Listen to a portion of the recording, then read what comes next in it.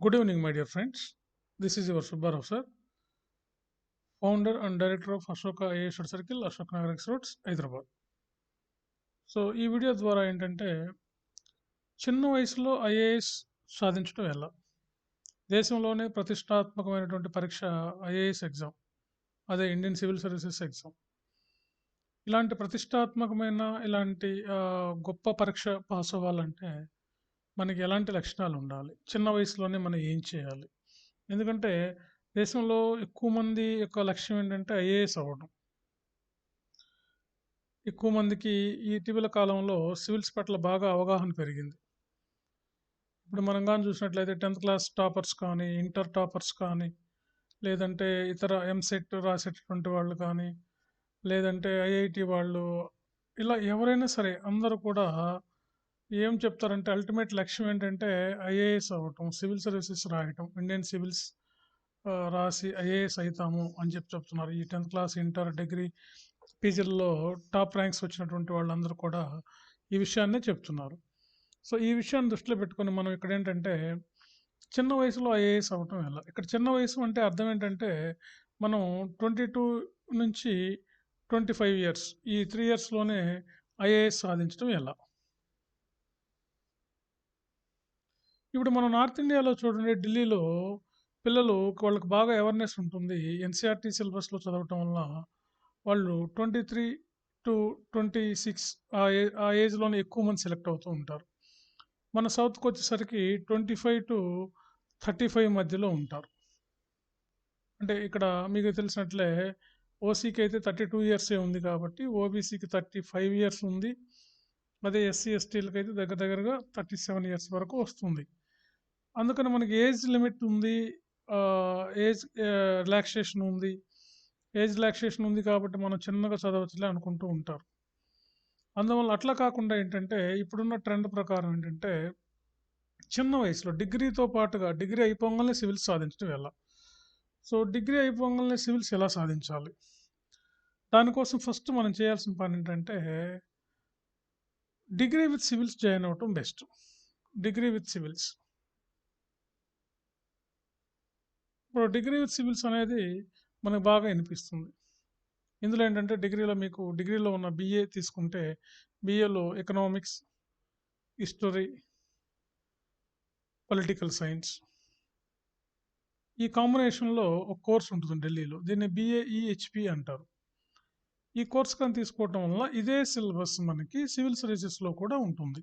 ఈ ఎకానమీ, ఈ history, political science ఇదే మనకి సివిల్స్లో దాదాపుగా 60% ఇదే సిలబస్ ఉంటుంది సివిల్స్లో. అంటే నా ఉద్దేశం ఏంటంటే బీఏలో ఉన్న 100% సిలబస్ కన్నా ఉండే సిలబస్ సివిల్స్లో 60% ఉంటుంది. ఆల్మోస్ట్ ఇదే సిలబస్ ఉంటుంది కాబట్టి చాలా ఈజీ అవుతుంది. అందుకని degree with civils, degree first year నుంచే సివిల్స్ పట్ల మీకు అవగాహన ఉండాలి. ఉన్నట్లయితే మనం ఈ బీఏలో ఈ economics, history, political science options తోటి ఆ డిగ్రీ కోర్స్ కానీ పూర్తి చేస్తే మనం డిగ్రీ మనకి 21 ఇయర్స్కి అయిపోగానే మన ఎగ్జామ్ రాయొచ్చు. సివిల్స్ ఎగ్జామ్ రాయడానికి 21 ఇయర్స్ నిండిన వాళ్ళు ఎవరైనా సివిల్స్ ఎగ్జామ్ రాయొచ్చు. అంటే డిగ్రీ థర్డ్ ఇయర్లో ఉండగానే మనం సివిల్స్ పరీక్ష రాయొచ్చు. సో అందుకని మనం డిగ్రీ ఫస్ట్ ఇయర్ నుంచే ప్లాన్ చేసుకుంటే డిగ్రీ లేదా ఇంజనీరింగ్ లేదా ఇంకా పైన ఏదైనా ప్రొఫెషనల్ కోర్సెస్ కానీ ఏవైనా చదివేటటువంటి వాళ్ళు ఎవరైనా సరే వాళ్ళు అక్కడి నుంచే ప్లాన్ చేసుకోవాలి. అప్పుడే మనకు చాలా ఈజీ అవుతుంది సివిల్ సర్వీసెస్. Okay, right. దీనికోసం ఫస్ట్ మనం డిగ్రీ ఫస్ట్ ఇయర్ నుంచి చదవాలంటున్నాం. తర్వాత డిగ్రీ ఫస్ట్ నుంచి న్యూస్ పేపర్ చదవటం. న్యూస్ పేపర్ రోజు 2 అవర్స్ కాలేజీకి వెళ్ళినా కానీ న్యూస్ పేపర్ పట్టుకెళ్ళి అక్కడే కూర్చొని చదువుకోవాలి. న్యూస్ పేపర్ తీసుకొని న్యూస్ పేపర్ చదివి వాటిని ఒక నోట్స్ ప్రిపేర్ చేసుకోవటం, ఆ టెర్మినాలజీని అర్థం చేసుకోవటం, గవర్నమెంట్ పాలసీస్ ఏంటి, గవర్నమెంట్ సోషల్ రిఫార్మ్స్ ఏంటి, గవర్నమెంట్ ఎకనామిక్ రిఫార్మ్స్ ఏంటి, గవర్నమెంట్ తీసుకొస్తున్నటువంటి అడ్మినిస్ట్రేటివ్ చేంజెస్ ఏంటి, కాన్స్టిట్యూషనల్ డెవలప్మెంట్స్ ఏంటి, కాన్స్టిట్యూషనల్ అమెండ్మెంట్స్ ఏంటి, ఇలాంటివన్నీ కూడా మీకు న్యూస్ పేపర్లు ఎప్పటికప్పుడు అప్డేట్ అవుతుంటాయి. అదే మీరు బీఏలో పొలిటికల్ సైన్స్ చదువుతారు కాబట్టి పొలిటికల్ సైన్స్లో కూడా మనకి కాన్స్టిట్యూషన్ ఆఫ్ ఇండియా ఉంటుంది కాబట్టి అక్కడ సంబంధించిన అంశాలు అక్కడ కనిపిస్తాయి. అదేవిధంగా బీఏలో మీరు ఎకనామిక్స్ చదువుతారు కాబట్టి ఎకానమీకి సంబంధించిన విషయాలన్నీ కూడా మనకి న్యూస్ పేపర్లో వస్తాయి. కాబట్టి డిగ్రీతో చదువుతూ డిగ్రీతో పాటుగా ఇలా న్యూస్ పేపర్ చదువుతూ ఇలాంటివి గాని చేస్తుంటే మీకు చాలా ఈజీ అవుతుంది. ఎందుకంటే BA first year, second year, third year ఈ 3 ఇయర్స్‌లో ఉన్నటువంటి సిలబస్‌ని మనకు సివిల్ సర్వీసెస్‌లో మెయిన్‌గా ఎగ్జామ్ కండక్ట్ చేస్తారు. ఒక కరెంట్ అఫైర్స్ చిన్న చిన్నవి తప్పితే మేజర్ 60% సిలబస్ అంతా కూడా మనకు బీఏలో ఏదైతే ఉందో అదే సిలబస్ ఉంది సివిల్ సర్వీసెస్‌లో.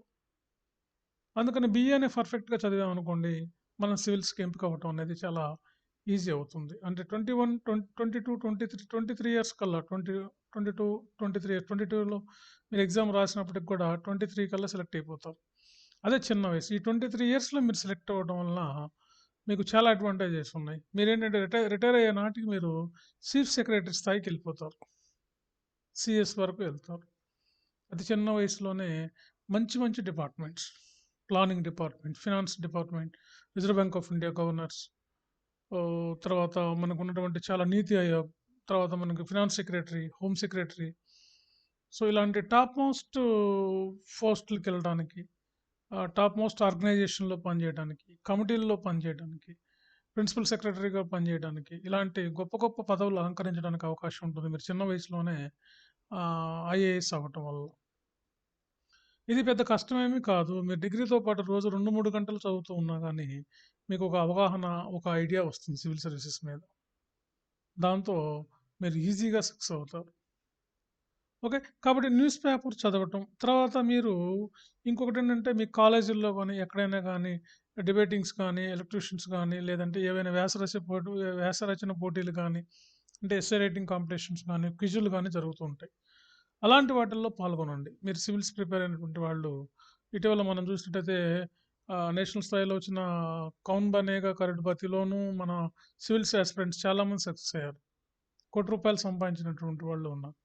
మన తెలుగులో వచ్చినటువంటి 'మీలో కోటేశ్వరుడులో' కూడా చాలామంది సివిల్స్ యాస్పిరెంట్స్ పాల్గొని తగినటువంటి బహుమతులు కూడా పొందారు. అందుకని ఇలాంటి క్విజ్‌లు ఇలాంటివి ఉన్నప్పుడు కూడా మీరు పాల్గొన్నారనుకోండి, మీకు ఆ టాపిక్ పట్ల అవగాహన ఉంటుంది. తర్వాత మీరేంటంటే దీంతో పాటుగా న్యూస్ ఫాలో అవ్వాలి. ఏదైనా న్యూస్ ఛానెల్ చూడండి. మెయిన్‌గా మనకి రాజ్యసభ ఛానెల్ కానీ, ఎన్‌డీటీవీ గానీ, ఇలాంటి ఇంగ్లీష్ న్యూస్ కానీ ఫాలో అవ్వండి. వాటిని వీలైతే మీకు తెలిసినటువంటి వాళ్ళతో డిస్కస్ చేయండి. మీకు ఆ అంశం పట్ల ఎంత అవగాహన ఉందో, ఆ అవగాహన ఆహ్, దాన్ని మీరు బ్రీఫ్‌గా ఎనలైజ్ చేయండి. ఆ ఇష్యూ తీసుకోండి. దాన్ని బ్రీఫ్‌గా ఎనలైజ్ చేయండి. ఇప్పుడు ఫర్ ఎగ్జాంపుల్ ఇప్పుడు బ్యాంకింగ్ సెక్టర్‌లోకి ఈ కార్పొరేట్ సంస్థల్ని కార్పొరేట్ సంస్థలకి బ్యాంకింగ్ స్టేటస్ ఇవ్వాలి. బ్యాంకులు స్థాపించే అవకాశం కల్పించాలని చెప్పి ఆర్‌బీఐ వర్కింగ్ కమిటీ నిర్ణయించింది. సో, ఈ ఈ కార్పొరేట్ ఎంటిటీస్ అనేవి బ్యాంకుల్లోకి ఎంటర్ అయితే ఎలా ఉంటుంది? అడ్వాంటేజెస్ ఏంటి? డిసడ్వాంటేజెస్ ఏంటి? అడ్వాంటేజెస్ ఏంటి? ప్రోస్ ఏంటి? కాన్స్ ఏంటి?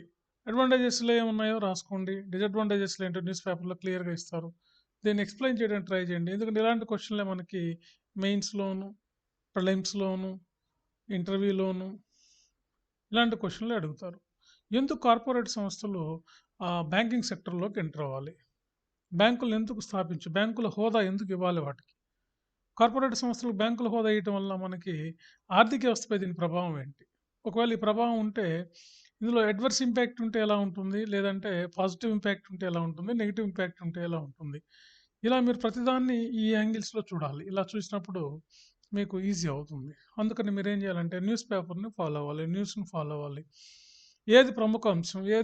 ఫస్ట్ ఏంటంటే మీరు డిగ్రీ ఫస్ట్ ఇయర్‌లో న్యూస్ పేపర్ ఎందుకంటే ఎలాగో మీకు అక్కడ ఎకనామిక్స్, హిస్టరీ, పాలిటిక్స్ లాంటి గ్రూపులు చదువుతుంటారు కాబట్టి, అక్కడ ఎకానమీ బేసిక్స్ అన్నీ నేర్పిస్తారు మీకు ఫస్ట్ ఇయర్‌లో. ఫస్ట్ ఇయర్‌లో మీకు డిగ్రీ బీఏలో ఏంటంటే ఫస్ట్ ఇయర్‌లో ఎకనామిక్ థియరీస్ ఉంటాయి. అవి పెద్దగా మనకి ఎగ్జామ్‌కి ఉపయోగపడకపోయినప్పటికీ టెర్మినాలజీ మొత్తం నేర్చుకుంటారు. ప్రొడక్షన్ అంటే ఏంటి? డిమాండ్ అంటే ఏంటి? సప్లై అంటే ఏంటి? ఓకే.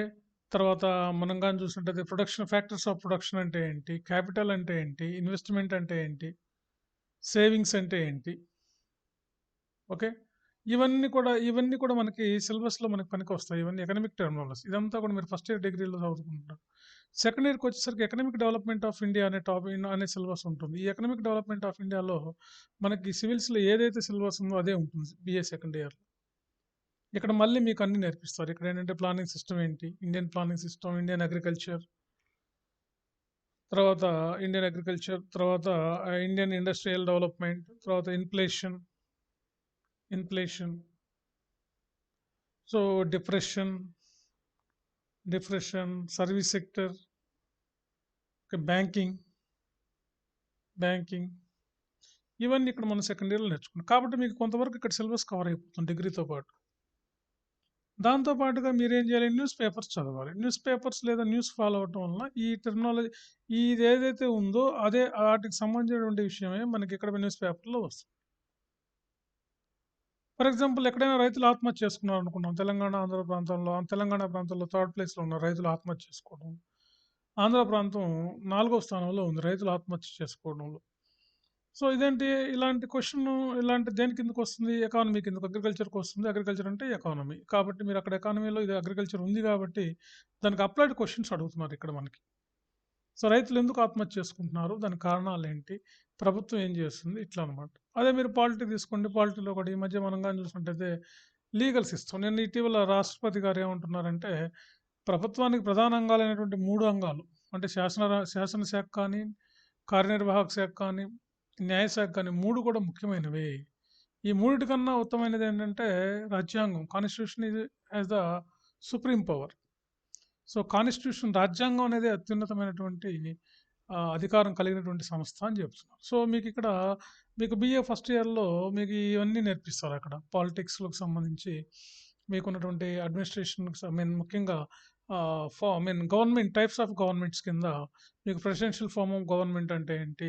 ఫెడరేషన్ గవర్నమెంట్ అంటే ఏంటి? క్వాజీ ఫెడరల్ అంటే ఏంటి? యూనిటరీ ఫార్మ్ ఆఫ్ గవర్నమెంట్ అంటే ఏంటి? ఇవన్నీ కూడా అక్కడ నేర్చుకుంటాం. అందులో మనకేంటంటే జ్యుడిషియల్ బాడీ ఏంటంటే, ఎగ్జిక్యూటివ్ బాడీ అంటే ఏంటంటే, లెజిస్లేచర్ అంటే ఏంటి? ఇవన్నీ నేర్చుకుంటాం. దానికి రిలవెంట్‌గా మనకి ఇక్కడ న్యూస్ పేపర్‌లో క్వెషన్స్ వస్తున్నాయి. కాబట్టి మీకు చాలా ఈజీ అవుతుంది. అందుకని ఫ్రెండ్స్ మీరేం చేయాలంటే డిగ్రీ సెకండ్ ఇయర్‌లో ఫస్ట్ ఇయర్‌లోను, థర్డ్ ఇయర్‌లోను మీకు సిలబస్ అంతా అక్కడ బేసిక్స్ అన్నీ పక్కా నేర్పిస్తారు. మీరు నేర్చుకుంటారు. ఆఫ్‌కోర్స్ కాలేజెస్‌లో బీఏ లాంటి కాలేజెస్‌లో అంటే సరిగ్గా సిలబస్ ఉండకపోయినప్పటికీ మీరు మాలాంటి కోచింగ్ సెంటర్స్ హెల్ప్ తీసుకోవచ్చు. మీరు డిగ్రీ ఏదైనా కాలేజీలో చదువుతూ మా దగ్గరికి కోచింగ్ రావచ్చు. చెప్పాను కదా! మార్నింగ్, ఈవినింగ్ టైంలో ఏదో ఒక టైంలో వచ్చి వీకెండ్‌లో రావచ్చు. ఆన్‌లైన్‌లో వినొచ్చు. మెంటర్‌షిప్‌లో జాయిన్ అవ్వచ్చు. మెటీరియల్ తీసుకొని చదవచ్చు. పర్సనల్ గైడెన్స్ కోసం రావచ్చు. ఇలాంటివన్నీ చేస్తున్నారనుకోండి మీకు చాలా చాలా ఈజీ. మీరు అర్లీ ఏజ్‌లోనే ఎందుకంటే మీకు డిగ్రీ అయిపోయే నాటికి అంటే డిగ్రీ 3 ఏళ్ళు కంప్లీట్ అయ్యే నాటికి మీకు సివిల్స్ ఆల్రెడీ మెయిన్స్ రాసేవాళ్ళు, ఆల్రెడీ ఇంటర్వ్యూ ఫేస్ చేసినటువంటి వాళ్ళు, వీళ్ళందరిని కూడా మీరు కాంపీట్ చేసే కెపాసిటీ వస్తుంది మీకు. ఇటీవల చూడండి ఢిల్లీలో కూడా ఒక అబ్బాయి 23 ఇయర్స్‌కి ఐపీఎస్ వచ్చింది. గతంలో చాలామంది 23 ఇయర్స్‌కి, 22 ½ ఇయర్స్, 23 ఇయర్స్ కల్లా కూడా ఐఏఎస్ అయిన వాళ్ళు చాలామంది ఉన్నారు. ఆ పిల్లలందరికీ వాళ్ళందరికీ ఏంటంటే వాళ్ళు 10థ్ క్లాస్ నుంచి, ఇంటర్ నుంచి 10థ్ లేదా ఇంటరు లేదా డిగ్రీ అట్‌లీస్ట్ డిగ్రీ నుంచి ఒక అవగాహన ఉంటుంది. సివిల్స్ వైపే ఎళ్ళాలి అని ప్లాన్ చేసుకుంటారు. కాబట్టి వాళ్ళ అల్టిమేట్ గోల్ ఏంటంటే ఐఏఎస్ అవ్వటం. ఐఏఎస్ అవ్వడం కోసం వాళ్ళు ఇలాంటి బీఏ చదవటం, పేపర్ చదవటం. పోనీ ఏదైనా డిగ్రీ చదవండి. కానీ డిగ్రీ చదువుతూనే మీకు బీఏ నచ్చలేదు.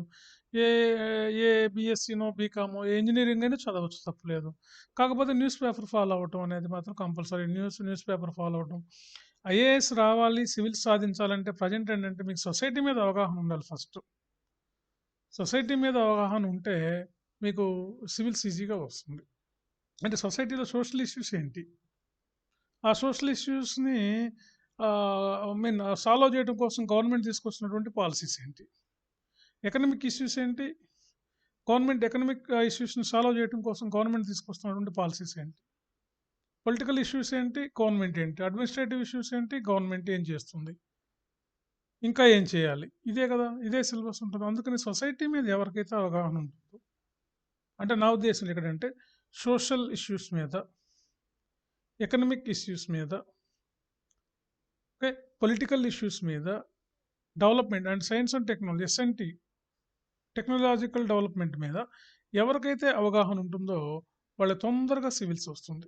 ఎర్లీ ఏజ్‌లోనే సివిల్స్ వస్తుంది.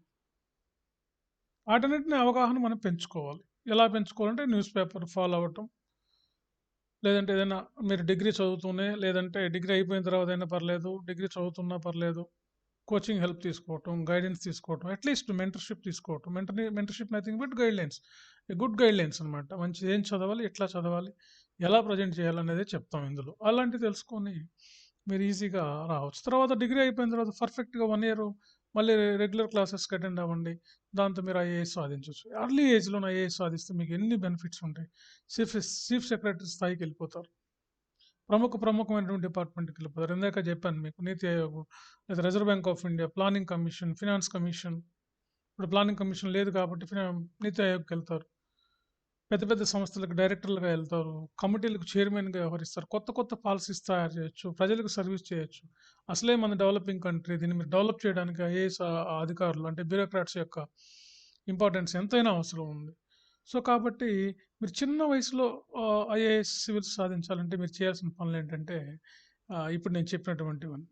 డిగ్రీతో పాటుగా సివిల్స్ ప్రిపేర్ అవ్వడం, న్యూస్ ఫాలో అవ్వడం, సివిల్స్ పట్ల బాగా అవగాహన పెంచుకోవడం. ఒక సమస్యలు ఏవైనా సరే సొసైటీలో ఉన్నటువంటి సమస్యలని గురించి ఒక అవగాహన తెచ్చుకొని, వాటిని చక్కగా విశ్లేషించే జ్ఞానం కలిగి ఉండటం. ఒకవేళ మీకు లేకపోయినప్పటికీ ఇప్పటి నుంచి స్టార్ట్ చేయండి. స్టార్ట్ చేయండి. ఇగ మీరు చూస్తుండగానే డిగ్రీ అయిపోతుంది. డిగ్రీ అయిపోగానే సివిల్స్ మీరు ఎగ్జామ్ రాయొచ్చు. ఎందుకంటే సివిల్స్ ఎగ్జామ్ ఏంటంటే ఎవ్రీ ఇయర్ జరుగుతుంది ఎగ్జామ్. రెగ్యులర్‌గా ఎంసెట్ లాగా ప్రతి సంవత్సరం ఎగ్జామ్ జరుగుతుంది. ప్రిలిమ్స్‌కి డేట్ ఇస్తారు. మెయిన్స్‌కి ముందే డేట్ ఇస్తారు. ఇంటర్వ్యూ డేట్లు తెలిసిపోతాయి. ఇవన్నీ ముందుగా తెలియటం వల్ల పక్కా ప్లాన్‌గా ప్రిపేర్ అవ్వచ్చు.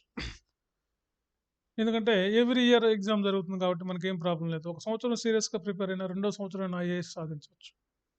సో, కాబట్టి ఎర్లీగా మీరు సివిల్ సర్వీస్ సాధించాలంటే మీరు ఇలాంటి లక్షణాలు కలిగి మీరు మీకు మంచి గైడెన్స్, మంచి ప్రాపర్ మెంటర్‌షిప్ తీసుకోండి. మంచి కోచింగ్ తీసుకోండి. దాంతో మీరు చాలా తొందరగా సక్సెస్ అవ్వడానికి అవగాహన ఉంటుంది. ఎర్లీ ఏజ్‌లో ఏంటంటే చాలా కమిటీలు చెప్పాయి. సివిల్ సర్వీసెస్‌కి అప్పర్ ఏజ్ లిమిట్ 25 ఇయర్స్ పెట్టమని. చాలా కమిటీస్ చెప్పాయి. హ్మ్. భవిష్యత్తులో ఇది పెట్టినా ఆశ్చర్యం లేదు. 25 ఇయర్స్ వరకే సివిల్స్ రాయాలి అని. రిజర్వ్డ్ క్యాండిడేట్స్‌కి అయితే ఒక 27 ఇయర్స్ వరకు 2 ఇయర్స్ రిలాక్సేషన్ ఇవ్వచ్చు. కాబట్టి అందుకనే మనం ఎర్లీ ఏజ్‌లో అవ్వడం అనేది చాలా గొప్ప విషయం. చాలా నిజానికి ఇతర వాటితో పోల్చుకున్నప్పుడు ఇతర ఐఐటీలు, ఎంటెక్‌లు ఇలాంటివి పోల్చుకొని టెక్నికల్ ఎడ్యుకేషన్‌తో పోల్చుకుంటే నా పాయింట్ ఆఫ్ వ్యూలో సివిల్ సర్వీసెస్ అనేది చాలా ఈజీ, చాలా సులువైనటువంటి పరీక్ష. ఎందుకో చూడండి అందుకే కామన్ స్టూడెంట్స్ రూరల్ ప్రాంతంలో ఉన్నటువంటి వాళ్ళు, పూర్ పీపుల్, రీజనల్ లాంగ్వేజెస్‌లో రాసేటువంటి వాళ్ళు కూడా మంచి ర్యాంక్స్ సాధిస్తున్నారు ఐఏఎస్‌లో. అంటే దాని అర్థం ఏంటి? వీళ్ళకి టెక్నికల్ ఎడ్యుకేషన్‌లో ఐఐటీలోను, ఐఐఎంలోను చార్టర్డ్ అకౌంటెంట్స్ గాని ఇవన్నిటికి వాళ్ళు ఆటన్నిటికి ఆ ఎగ్జామ్స్‌లో సక్సెస్ అవ్వలేనటువంటి వాళ్ళు జనరల్‌గా బీఏ, బీకామ్ లాంటి సాధారణ డిగ్రీలు చదివినటువంటి వాళ్ళే సక్సెస్ అవుతున్నారు. కాబట్టి దీన్ని బట్టి మీకేమర్థమవుతుందో, ఏమర్థమైందో మీరే ఆలోచించుకోవాలి. కాబట్టి అర్లీగా మీరు సివిల్స్ సాధించాలి అనే లక్ష్యం మీకు కనుక కలిగి ఉన్నట్లయితే, నేను చెప్పినటువంటి ఈ విషయాలన్నీ పాటించండి. ఇవి పెద్ద కష్టమైన విషయాలేం కాదు. చాలా అలవాటు చేసుకుంటే వివేకానంద చెప్పినట్లుగా మీరు ఒక 21 డేస్ కానీ దీన్ని అలవాటు చేసుకుంటే ఇది ఒక వ్యసనంగా అయిపోతుంది మీకు. రెగ్యులర్‌గా మీరు ఇలా చేస్తే ఐఏఎస్ మీ సొంతం అవుతుంది. Okay friends. Thank you all of you.